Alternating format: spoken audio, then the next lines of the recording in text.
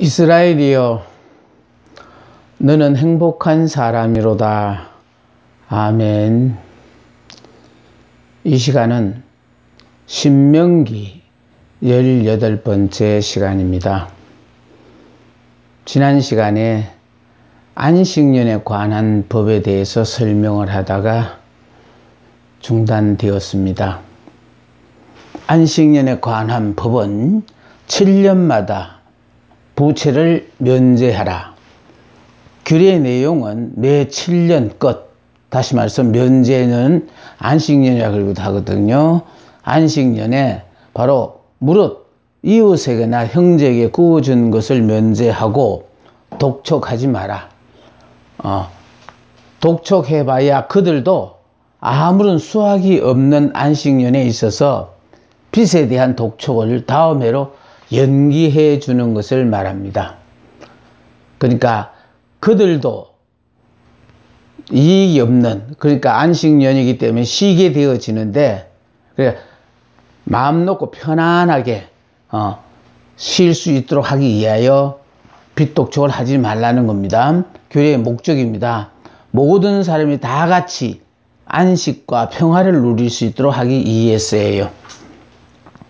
그러니까 안식년은 하나님께서 모든 사람들에게 안식과 평안을 주시기 위하여 허락하셨는데, 채무자라는 이유 까닭에 그들에게 안식과 평화가 없으면 안 된다 이거예요. 하나님께서 모든 하나님의 백성들에게 허락하신 기회이기 때문에, 자, 평화와 안전을 누릴 수 있는, 안식을 누릴 수 있는 권한이 그들에게 주어져 있다라는 것입니다. 하나님의 긍휼과 자비를 입은 이스라엘 백성들로 하여금 자신들이 입은 것과 같은 긍휼과 자비를 다른 사람들에게도 베풀어 주도록 하기 위해서요. 그러니까 나는 그런 은혜를 입어도 되고 다른 사람은 입으면 안 된다는 그런 삶 살지 말라는 거예요. 내가 하나님으로부터 은혜를 입었다면은, 자격도 없는 내가 그런 은혜를 입었다면 너도 자격이 없는 사람들 앞에 그런 은혜를 베풀며 살아라. 이것이 생활화되기를 하나님이 원하신다는 것입니다. 자, 민족 공동체 의식을 높이기 위해서, 그래서 우리는 이게 헤어지면 12이지만은 그러나 모이면은 하나라는 거예요. 민족 공동 운명체. 한 사람이 잘못했기 때문에 그 사람만 잘못한 것이 아니라 그 사람은 그런 잘못을 범하도록 우리가 방관해둔 우리의 책임도 있다라는 이런 공동체 의식을 갖기를 원하신다는 거예요. 그래서 이스라엘은 헤어지면 12이지만 모이면 항상 하나가 되어지는, 12이면서 하나인 것이 이스라엘 백성들이에요. 그래서 이제 이 규례를 지킴으로 어떤 결과가 오느냐. 그러니까 하나님을 안 믿는 민족들에게는 이런 게 있을 수 없어요. 그러니까 하나님을 믿는 백성들에게만 하나님이 이런 규례를 요구하셨거든요. 그럼 이런 규례를 우리가 지킴으로 말미암아 얻어지는 것이 우리에게 무엇이 있느냐. 채권자 자신은 하나님의 규례를 지킴으로써 복을 받는다는 거예요. 문제는요, 우리가 하나님의 약속의 말씀을 지킬 때에 하나님이 그 약속된 모든 복을 우리에게 허락하시는 거예요. 자, 이렇게 하는 이유는 채권자가 돈을 빨리 받고 싶은 마음이 간절해도 면제년이라 안식년임으로 말미암아 이 안식년에는 면제년이라 해서 이것을 1년 뒤로 미뤄주거든요. 그러므로 말미암아 하나님 때문에 내가 1년을 미뤄주는 것이기 때문에, 그래서 하나님으로부터 복을 받는 겁니다. 그러니까 하나님이 약속된 약속의 모든 말씀은, 그 약속의 말씀을 지키는 자에게는 하나님이 책임을 지고 복을 주시거든요. 자, 채무자는 빚 독촉에 못 이겨 극심한 가난과 생활 파탄에 빠지게 되는 일에서 해방될 수가 있어요. 빚 독촉에서 자유로울 수가 있다 이 말이에요. 그러니까 자유롭게 정말 안식과 평화를 누릴 수 있도록 해주기 위해서 그러합니다. 자, 그래서 너희 중에 가난한 자가 없으라. 이렇게 함으로 말미암아 가난한 자가 없어진다라는 거. 또 네가 여러 나라에 꾸어질지라도 너는 꾸지 아니하고, 그러니까 내가 일을 할 수 없어서 쉬는 것이 아니에요. 하나님이 쉬라고 하시기 때문에, 그래서 하나님의 말씀대로 내가 쉬었더니, 그러므로 말미암아 우리는요, 남 앞에 꾸어질지라도 꾸지 않는 삶을 하나님이 살게 책임을 져주셔요. 그 이유가 뭐냐 하면은요, 모든 재물은요, 그 재물 얻을 능을 하나님이 허락하셔야만이 우리가 얻지요. 내가 부지런히 노력하고 수고해서 얻어지는 거 아니에요. 그러니까 재물 얻을 능을 전적으로 하나님이 허락하실 때 우리가 부자도 되어지는 거거든요. 그러니까 지금 면제년이기 때문에 빚독촉을 안 하고 다음 해로 넘어가서 갈 때까지 이렇게 봐주는 이유는 바로 하나님 때문에 그렇다라는 것이에요. 그래서 네가 여러 나라를 치리할지라도 너는 치리함을 받지 아니하리라. 예, 하나님이 이렇게 안식년을 지키는 이스라엘 백성들에 대해서 얼마나 하나님께서 지키시고 보호하시고 함께 하시는가를 지금 우리는 그런 것을 이렇게 역사를 통해서도 이렇게 알 수가 있어요. 그러니까 결과적으로 다른 세상의 사람들은 그렇게 안 살더라도 하나님을 믿는 하나님의 사람은 하나님 때문에 이렇게 하나님이 원하시는 그 말씀에 순종하고 사는 거예요. 그럴 때 하나님께서 우리의 모든 것을 책임져 주신다라는 사실입니다. 자, 채무 면제 규례의 의의예요. 인간을 향한 하나님의 무한한 사랑에서부터 기인된 것으로 모든 재물의 궁극적인 주인이 여호와 하나님이심을 상기시켜주는 규례이다. 그러니까요, 모든 재물의 궁극적인 주인은 천지 모든 만물을 창조하신 하나님이 그 주인이시다라는 거예요.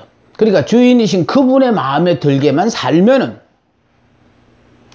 내 능력이 부족하더라도 그분의 마음에만 들면 우리는 이렇게 염려 걱정하지 않는 그런 기가 막힌 삶을 삽니다. 그래서 제가 항상 하는 얘기죠.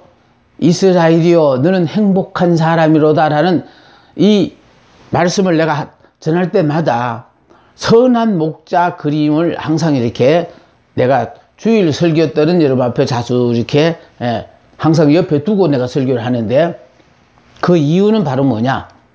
결과적으로 예수님의 품에 안긴 그 어린 양은 육으로서는 가장 약한 자예요. 그러니까 육으로 가장 약한 자가 육으로 살아라는 게 아니고 영으로 살다가 보니까 육신을 입었지만 가장 육에 대해서는 죽은 사람이니까 가장 약한 자여서, 그래 이런 사람은 예수님의 품에 안겨있는 이스라엘이에요.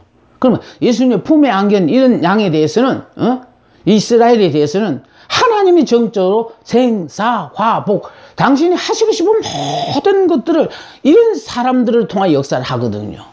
그래서 중요하다는 것은 우리가 예수를 믿을 때 믿는 그 순간에 예수 안에서 우리는 육의 사람, 옛 사람은 죽어버렸고 예수 안에서 새 사람, 영의 사람으로 태어났기 때문에, 그래서 하나님은 우리를 보고 너는 이때까지 아버지가 지어준 야곱이 아니라 이제 하나님의 자녀가 되신 하나님이 지어주신 이스라엘이 되었다.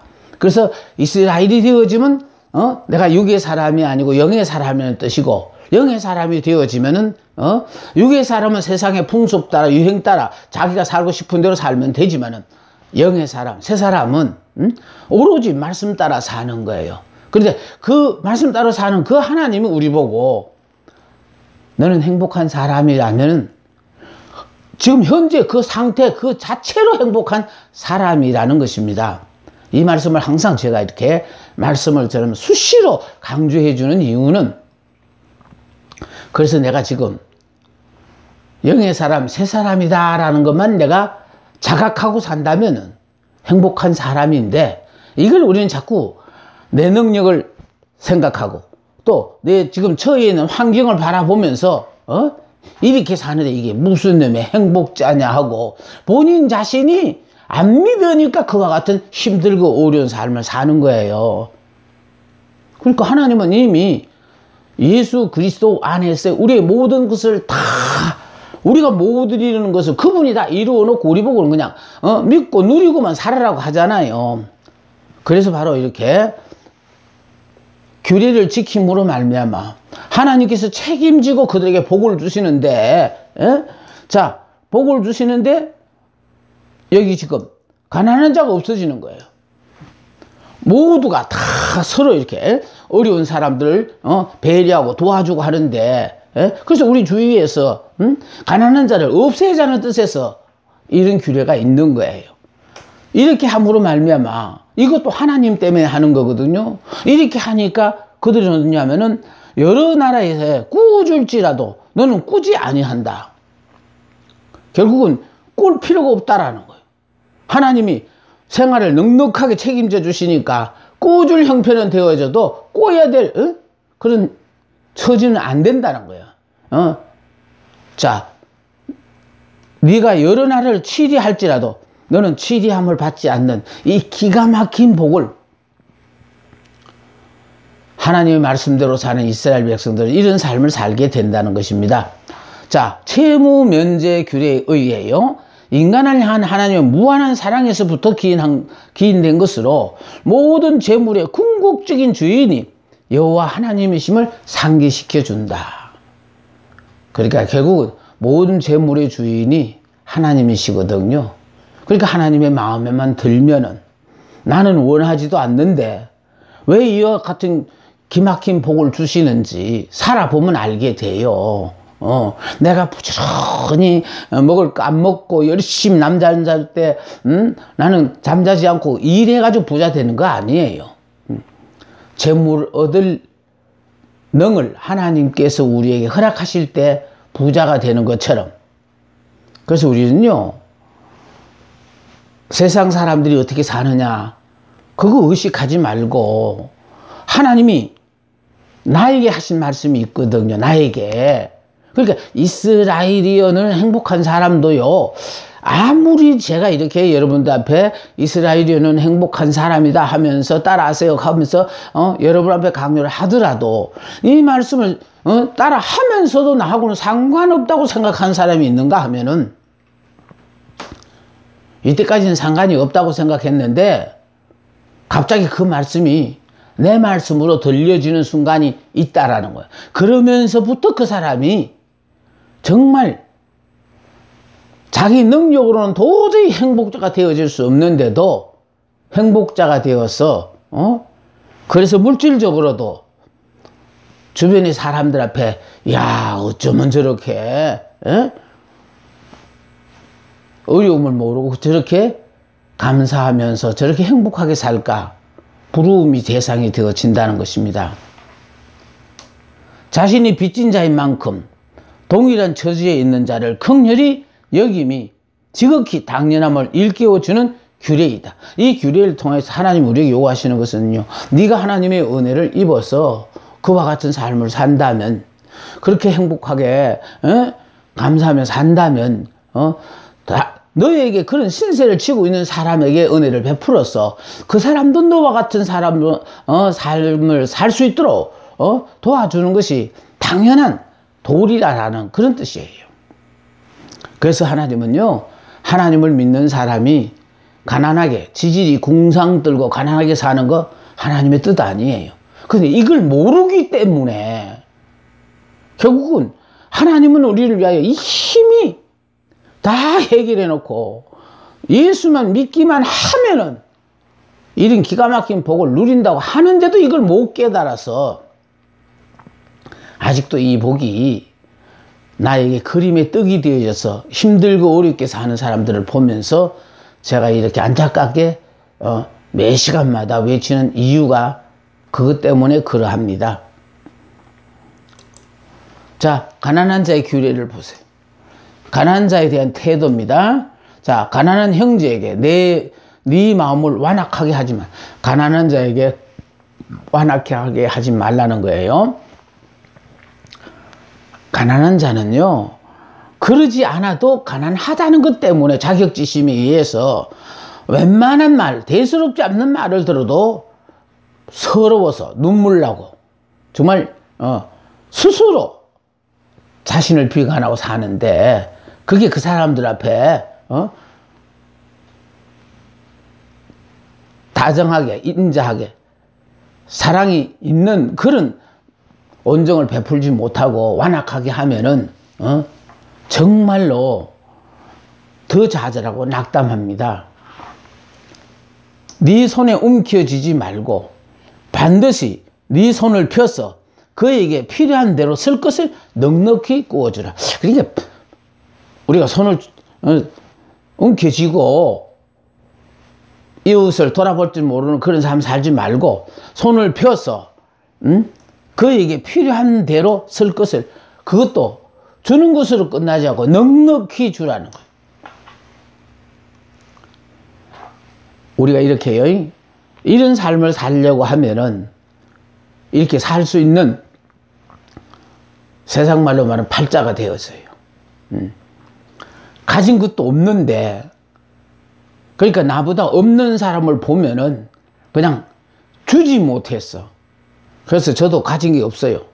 없지만은 누가 우리 집에 오기만 하면은 이 사람 앞에 뭐를 줄까 하고, 그거 찾느라고 잠깐만 앉아 계세요 이러면서 이 사람에게 뭘 주어서 돌려보내라는 그런 생각 속에서 이렇게 날마다 살면서 느껴지는 것이, 아니 줄 것도 없는데 왜 자꾸 내가 이런 생각을 하나 할 때마다 이 말씀이 생각이 나요.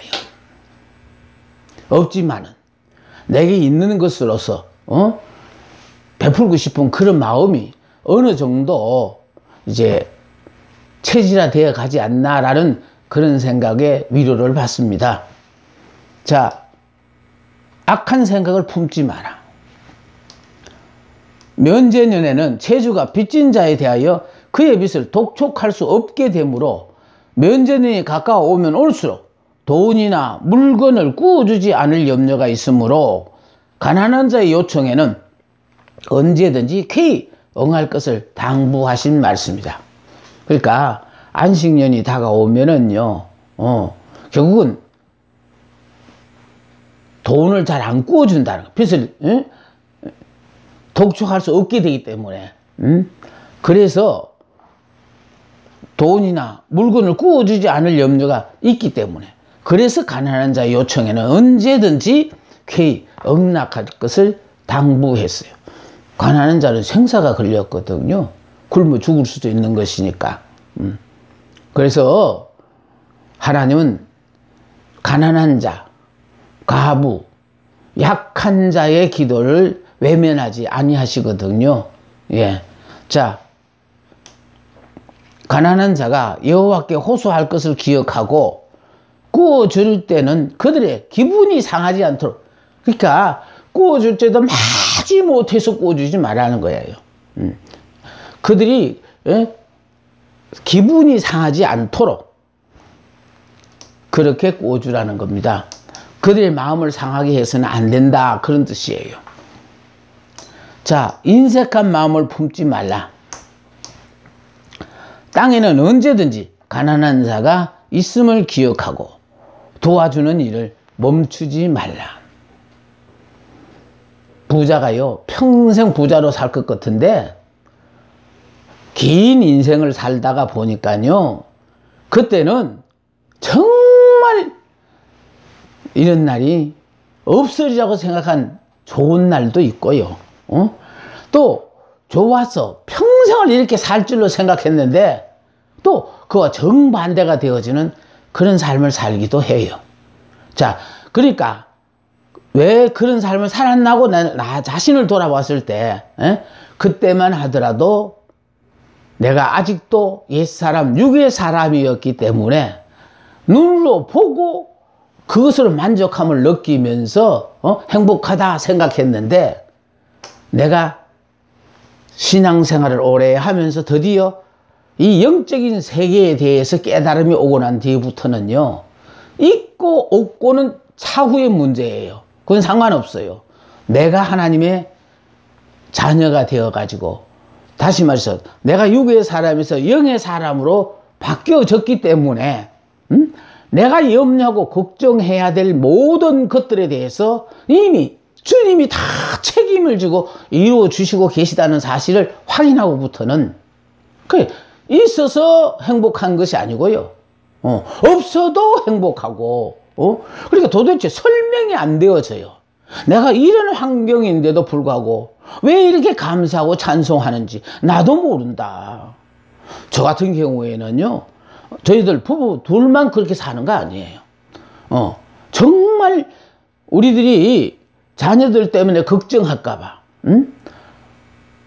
하나님께서 자녀들의 뿐만 아니라 그 자녀들의 자녀들까지라도 항상 기쁜 소식만 우리들이 듣게끔 이렇게 하나님이 은혜를 베푸시는 걸 보면은요, 그래서 정말 우리 부부는 서로 쳐다보면서 우리는 이런 복을 받을 아무런 자격이 없음에도 불구하고 참 이런 복을 누리고 살아도 되는지 모르겠다라고 그렇게 서로 이야기하는 순간들이 자주자주 있습니다.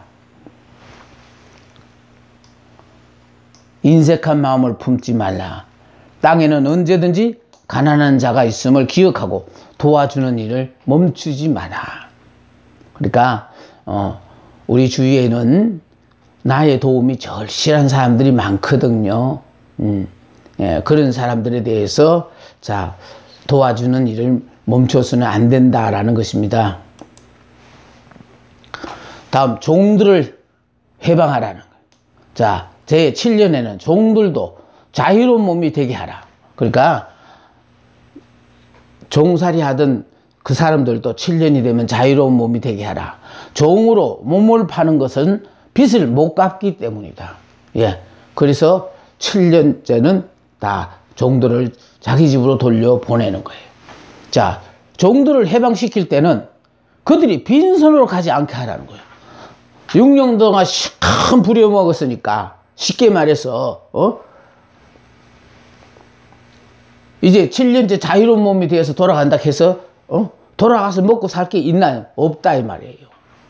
그러니까 그들을 그냥 6년 동안 종살한 걸 끝내고 그냥 빈손으로 돌려보내면 안 된다는 거예요. 그러니까 빈손으로 보내지 말라는 건 무슨 뜻이냐면은 그들이 살 수 있는 삶의 모든 것들을 도와주라, 그런 의미가 포함됩니다. 그래서 네 양무리 중에서, 또 타작마당에서, 또 포도주 틀에서 그에게 후히 주라. 주는 것으로 끝내지 말고 신용만 하지 말고 넉넉히 주어서, 그래서 결국은 삶의 미천이 되어지도록 얼마 동안이라도 걱정하지 않고 안식과 평안을 누리며 정말 앞으로 살아갈 것에 대하여 준비할 수 있는 기한이 될 수 있도록 도와주라라는 그런 뜻입니다. 여호와께서 내게 복을 주신 대로 그에게 주라. 하나님이 여호와께서 내게 복을 주신 대로 그에게 주라. 그러니까 하나님 우리에게 복 주신 이유는요, 이 복을 너 혼자 쓰라는 게 아니에요. 이 복을 필요로 하는 사람들 앞에 이렇게 도와주라는 뜻이거든요. 그에게 주라. 종이 해방되기를 원하지 아니하고 그 주인의 집에 영원히 머물기를 원하는 종이 있으면 그의 소원을 들어주라. 종살이를 하다 이제 면전인이 돼서 자유의 몸이 될 수 있는 그런 종이 자기는 자유인이 되는 것을 포기한다는 거예요. 근데 포기하는 이유가 뭐냐면은 그동안 주인의 사랑에 너무너무 감격하고 고마워서 그 은혜를 갖기 위해서 나는 평생 주인이 마다하지 아니하신다면은 나는 종으로서 주인과 더불어 함께 살겠습니다 하는 이런 자원하는 종들이 있었어요. 그러니까 이런 종들을 위하여 자, 이 규례가 주어졌는데, 예? 머물기를 원하는 종이 있으면은 그의 소원을 들어주라. 굳이 쫓아내지 말고, 그의 소원을 들어주는데, 자, 보세요. 그 주인의 진문에 대고 송곳으로 길을 뚫는 의식을 행했다는 거예요. 그 종의 길을 주인의 문에 대고 송곳으로 뚫어요. 모양을 내기 위하여 기글이 걸기 위하여 뚫는 게 아니에요. 평생 이 주인과 섬기면서 살겠다고 그 약속한 그 약속을 증표로 진문에 대고 송곳으로 길을 뚫는 의식을 행했어요. 그래서 종 중에는 귀에 송곳으로 군용을 뚫은 종이 있는가 하면은 뚫지 않은 종이 있어요.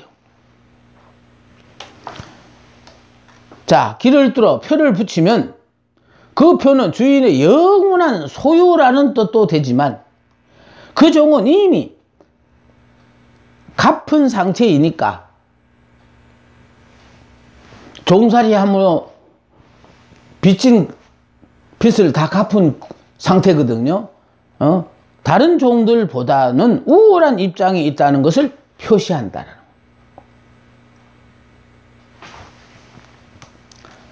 종의 해방을 기쁘게 여기라. 그러니까 그동안 애썼다. 그러면서 정말 진심으로 빚으로 말미암아 우리 집에 와서 수고했는데 다시는 이렇게 힘들고 어려운 삶 살지 않기를 바란다며 진심으로 이제 종의 해방을 기쁘게 여기는 그런 우리들이 되라라고 말씀하고 있습니다. 이제 가축의 첫 새끼는 하나님께 바치라. 바쳐야 하는 이유요. 이스라엘이 애굽에서 나올 때 애굽 사람들이 장자들과 처음 난 짐승들은 하나님의 벌로 다 멸했으나 이스라엘의 장자와 첫 소생의 짐승들을 살려주셨기 때문이다.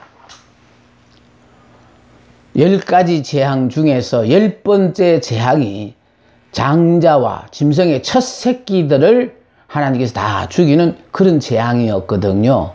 예. 그래서 이 재앙을 면하기 위해서 유월절 양을 잡아서 고기는 먹고 피는 문술주와 인방의 발음으로 말미암아 죽음의 재앙이 이스라엘 백성들에게는 넘어가고 애굽 사람들의 가정에서는 장자가 죽고 짐승의 첫 새끼들이 죽는 그런 일이 벌어졌어요. 자, 그러므로 말미암아 이스라엘의 장자와 첫 소생의 짐승들을 살려주셨기 때문에 이거는 애굽 사람들이 집에 장자와 첫 새끼들이 죽을 때 이미 죽은 거라는 거예요. 근데 죽은 것과 같은데 하나님이 살려주셨으니까 이 장자와 짐승의 첫 새끼는 이건 하나님의 것이다라는 거예요. 자, 그런 의미에서 신자들은 장자들이고 따라서 하나님의 것이에요. 그러니까 죄와 허물로 죽었던 우리가 예수를 믿음으로 말미암아 죄에서 자유로워졌고 하나님의 자녀가 되었잖아요. 그래서 우리는 하나님의 것이라는 거예요. 그러니까 하나님의 것이니까 사탄이 우리를 손대지 못하는, 너는 내 것이다. 내가 너를 지명하여 불렀나니 너는 내 것이라. 얼마나 꿈과 희망을 주는 말씀입니까? 첫 새끼는 하나님께 바쳐진 것이다. 그러니까 애굽 사람들은 다 장자들이 죽었어요. 그리고 짐승의 첫 새끼는 죽었어요. 그런데 이스라엘은 안 죽었거든요. 안 죽고 무사히 다 유월절 양으로 말미암아 이렇게 살아서 나왔으니까, 그래서 이건 하나님께 바친다는 거예요. 첫 새끼는 하나님께 바쳐진 것이다. 양과 소 가운데 처음 난 수꽃은 무조건 하나님의 것으로 구별하여 하나님께 드려야 한다라는. 자, 만일 이것이요, 수꽃일 때는 하나님께 드리는데 이것이 암컷일 때는 소는 부리지 말고 양은 털을 깎지 말고 너와 내 가족이 매년에 여호와의 택하신 곳 내 하나님 여호와 앞에서 먹어라. 그러니까 수컷과 암컷이 드리는 방법이 틀려요. 뿐만 아니라 피는 먹지 말고 물같이 땅에 쏟을지니라. 피는 생명이라고 그랬죠. 그리고 피는 먹으면 안 돼요. 그래서 생명은 하나님 거기 때문에 땅에 쏟아라. 이스라엘 3대 절기에 대해서 16장에 이제 우리들에게 말씀하고 있습니다. 3대 절기에 관한 법요. 먼저 3대 절기가 뭐냐니까 유월절과 칠칠절과 초막절이에요. 그러니까 이 유월절을 다른 이름으로는 무교절이라 그래요. 무교절이라 그러고 1월 14일 밤부터 7일간 거죠. 시기는요. 또 이것이 양력으로는 3월과 4월이에요. 기원은 이스라엘 민족의 해방을 기념하는 날이에요. 의미는 그리스도의 죽음과 부활로 인한 성도의 구원을 나타내요. 이것이 바로 이제 부활절이 되어지는 거예요. 그러니까 유월절로 통해서 우리는 부활절을 알게 되는 거예요. 그런가 하면 칠칠절 보세요. 칠칠절을 오순절이라 그러기도 하고 맥추절이라 그러기도 하고 초실절이라 그러기도 해요. 유월절로부터 50일 후, 그러니까 유월절을 지키는 50일째가 오순절이죠. 자, 그러니까 여기에 유월절로부터 50일 후, 그런데 단 하루예요. 하루. 그런가 하면 이거는 5월과 6월에 있습니다. 자, 그런가 하면은 또 여기에 기원은 첫 수확을 감사하는 거예요. 자, 그리스도의 성천과 성령의 역사로 인한 교회의 시작을 알려준다라는. 자, 다음에 요거는 성령 강림절, 또 맥주 감사절이 되기도 해요. 그런가 하면 이제 초막절요. 보다 구체적인 내용은 자, 이게 넘어가면 바로 나옵니다. 자, 이거는 장막절이라 그러기도 해요. 7월 15일부터 7일간 지키는 겁니다. 9월과 10월에 있습니다.